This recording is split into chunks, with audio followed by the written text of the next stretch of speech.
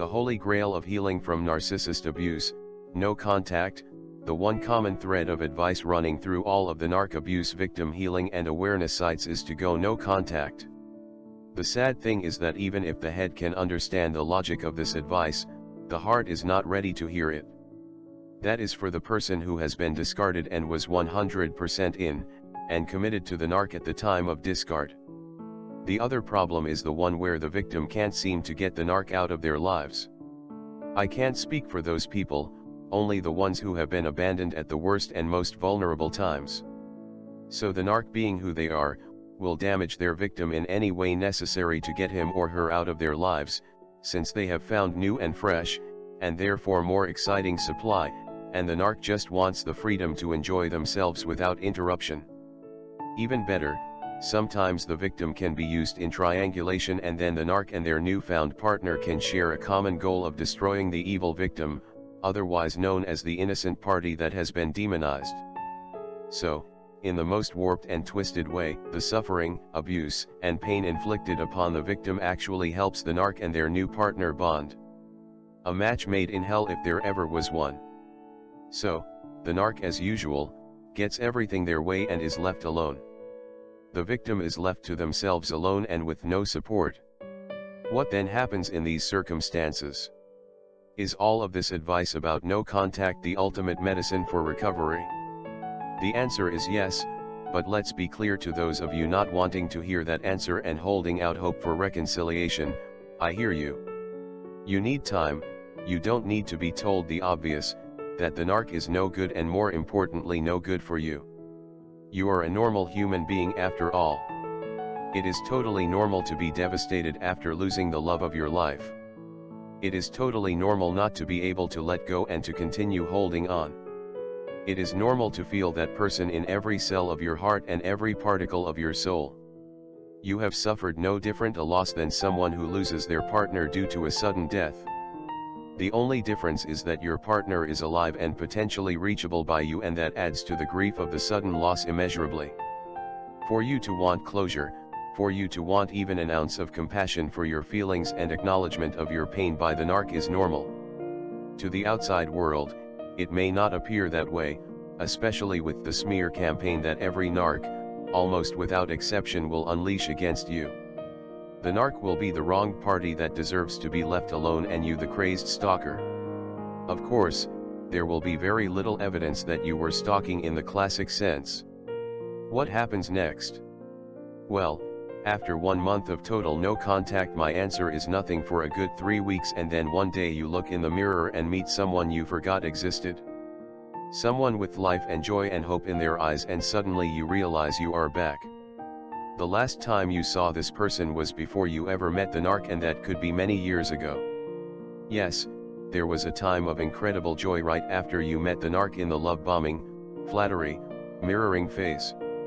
For me, that lasted 1.5 years, but then there was a slow, but steady, and imperceptible decline in your spirits, and you slowly lost yourself as the devaluation phase kicked in. Then the discard and the floor dropped out of your world, but there was still something of you left. Over the course of the next month or two post-discard, the decline in the victim became even more severe, and at the point of rock bottom for the victim, the narc and the weasel partner complicit flying monkey figuratively kicked the last ounces of life and humanity right out of the victim. The sick thing is they enjoyed it and actually gloated about it. If this isn't the definition of evil incarnate, please let me know the error of my thinking. Their greatest celebration would be to accomplish your demise. After all, you are the evil one. So, what happens after the no contact? I can only say for myself there was an immense struggle with no hope in sight, and things only began working out about 1 week into the no contact phase. Much of the struggle has been documented in previous videos, but for me, 2 major things were key to my recovery. 1, giving my anger and resentment to God, and 2, the good fortune of having high quality, positive people come into my life to replace the narc and the others that had left me. I attribute everything to God and the supernatural protection He is surrounding me with. As an example, just recently, the narc unleashed a vicious, slanderous attack upon me which was miraculously brought to my attention, and I was immediately able to fight the false allegations. Please note, because this attack was anonymous, I will hold out the possibility that someone else made the attack, but I am nearly 100% sure it was her, and I will not give away why and how I know, or she will just use the information against me. The point to make is that you and God, with God given full authority to act on your behalf, because you decided to leave vengeance in God's hands, will always be far more effective and powerful than anything the narc and their multitudes of flying monkeys can do to you. Just remember, keep your head down, don't boast about your good fortune or any small victory you have in protecting yourself against the narc. Give all of the glory to God, knowing that it could be taken away at any time. Use the good fortune and your awareness of God's presence in your life to confirm that the best way to deal with the narc is to let God handle the narc. Chuck Smith used to say you can let God handle the situation and get a perfect outcome, or handle the situation yourself and get inferior results.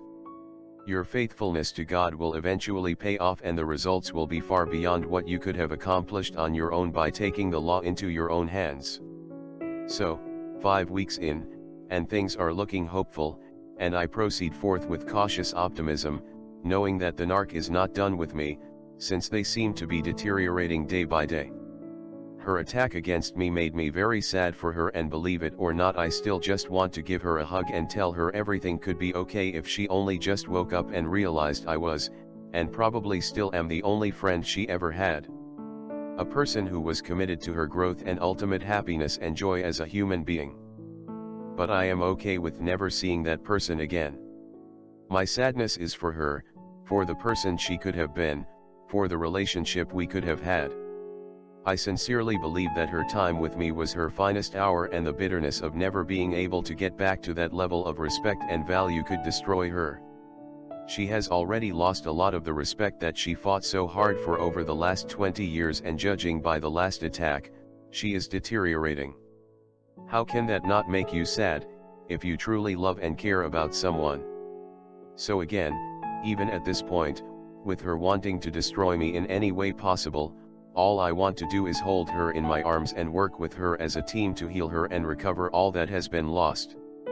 The tragedy is that it is unlikely that she will ever be able to overcome her misplaced and unfounded resentment, and because of that there will be no hope for her.